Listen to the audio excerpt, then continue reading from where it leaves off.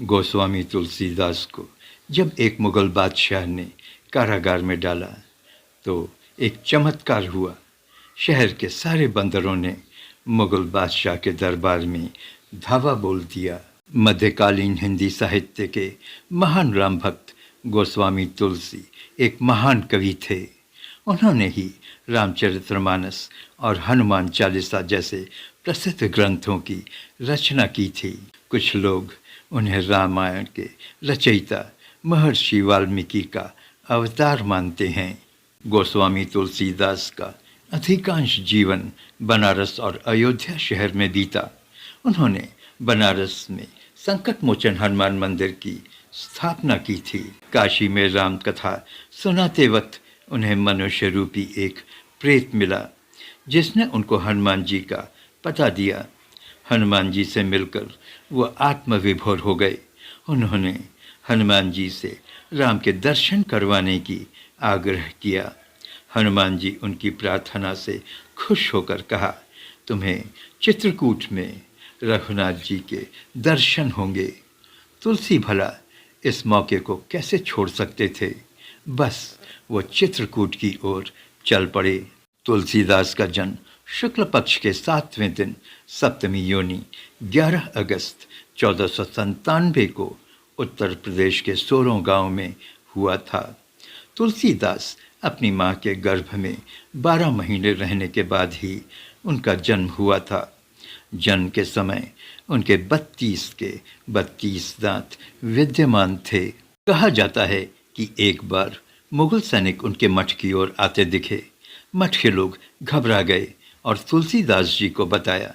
गोस्वामी तुलसीदास ने शांत स्वर में कहा कि आप लोग क्यों घबरा रहे हैं।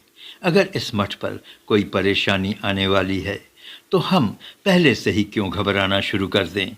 हमें तो उसका समाधान ढूंढना चाहिए। तभी वो सैनिक मठ पहुंचते हैं और तुलसीदास को बताते हैं कि बादशाह ने उनके लिए उपहार भेजा है।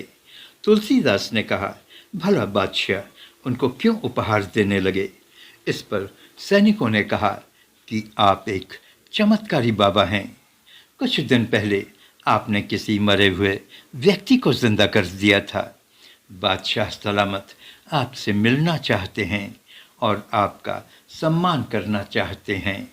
लेकिन तुलसीदास इसके लिए तैयार नहीं हुए।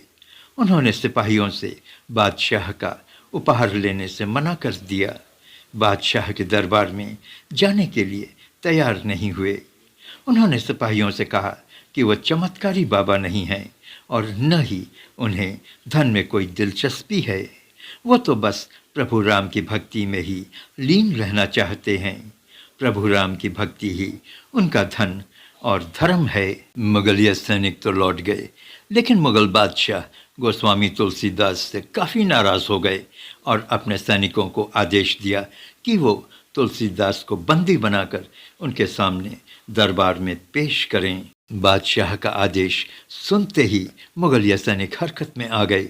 वो फौरन तुलसीदास के मठ में पहुंचकर उन्हें बंदी बना लिया और मुगल बादशाह के सामने पेश किया। लेकिन तुलसीदास बिना किसी डर के बादशाह के दरबार में खड़े रहे। उन्होंने बादशाह के सामने अपना सिर नहीं झुकाया, जिस पर बादशाह नाराज़ हो गए और तुलसीदास से कहा, यहाँ इस दरबार में जो भी आता है हमारे सामने सिर झुकाता है। इस पर गोस्वामी तुलसीदास जी ने कहा कि वो अपने प्रभु राम के सामने ही अपना सिर झुकाते हैं। प्रभु राम ही उनके बादशाह हैं। प्रभु राम के सामने आते ही उनका सिर अपने आप उनके सम्मान में झुक जाता है। तुलसीदास की बात सुनकर बादशाह गुस्से से तमतमा उठे। उन्होंने चीखते हुए कहा, तो ये सिपाही सच कह रहे थे, आप हमें बादशाह नहीं मानते हैं। तुलसीदास जी ने कहा, आप इस साम्राज्य के बादशाह हैं, परंतु जिस सिंहासन पर आप इस समय विराजमान हैं उस पर आपसे पहले कोई और बैठता था और आने वाले भविष्य में आपकी जगह इस पर कोई और बैठेगा। लेकिन हमारा सिर उन्हीं के सामने झुकता है जो अमर अनंत संपूर्ण जगत के स्वामी मेरे प्रभु श्री राम हैं। वही हम सबके राजा हैं, वही हम सबके स्वामी हैं, मेरे भी और आपके भी। तुलसीदास के ऐसा कहते ही दरबार में मौजूद सिपाहियों ने अपनी तलवारें खींचकर तुलसीदास पर लगा दी। मुगल बादशाह भी चीख पड़े और बोले, मुगलिया बादशाह के दरबार में तुम खड़े हो, तुम्हें हमारी ताकत का एहसास नहीं। तुम्हें हम बंदी बनाकर कारागार में डाल सकते हैं, जहां तुम घुट घुट कर मर जाओगे। तुम्हें हम सजाए मौत भी दे सकते हैं। मैंने तो तुम्हें सिर्फ इसलिए यहाँ बुलाया था कि क्या तुम वास्तव में मरे हुए व्यक्ति में जान फूंकने का चमत्कार कर सकते हो। जिस पर तुलसीदास जी ने कहा, मैं नहीं, हाँ, हमारे प्रभु श्री राम ये चमत्कार जरूर कर सकते हैं। मैं तो सिर्फ एक भक्त हूँ। इस पर बादशाह ने कहा, तो क्या तुम ये कहना चाहते हो कि उस मरे हुए व्यक्ति को तुम्हारे राम ने जीवित किया? अगर ऐसा है तो तुम्हारे राम हमारी सजा से तुम्हें भी बचा सकते हैं। क्या राम नाम तुम्हें हमसे बचा सकेंगे? इस पर तुलसीदास जी ने कहा, इसके लिए प्रभु राम की आवश्यकता नहीं पड़ेगी।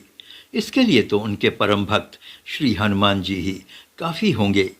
अच्छा, बादशाह ने कहा, तो बुला लो उसको और बचा लो अपने आप को। और बादशाह ने अपने सैनिकों को आदेश दिया कि इस सन की संत को लोहे की बेड़ियों में जकड़कर कारागार में डाल दो।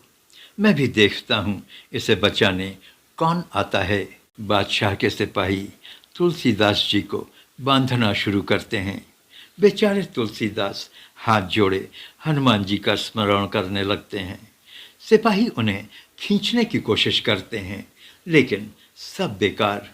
अचानक लाखों की संख्या में बंदरों ने पूरे शहर पर आक्रमण कर दिया। चारों तरफ बंदर ही बंदर, यहाँ तक कि दरबार में भी बंदर घुस आए और दरबारी अपने आप को बचाने के लिए इधर उधर भागने लगे। चारों तरफ चीख पुकार मच गई। पूरे शहर और राज दरबार की हालत इतनी खराब हो गई कि बादशाह को तुलसीदास को छोड़ना पड़ा। तब कहीं जाकर बानर सेना ठंडी हुई और वो एक एक कर वापस जंगल में चले गए। बादशाह गोस्वामी तुलसीदास जी के आगे नतमस्तक हो गए। आप नमस्ते हिंदुस्तान देख रहे हैं।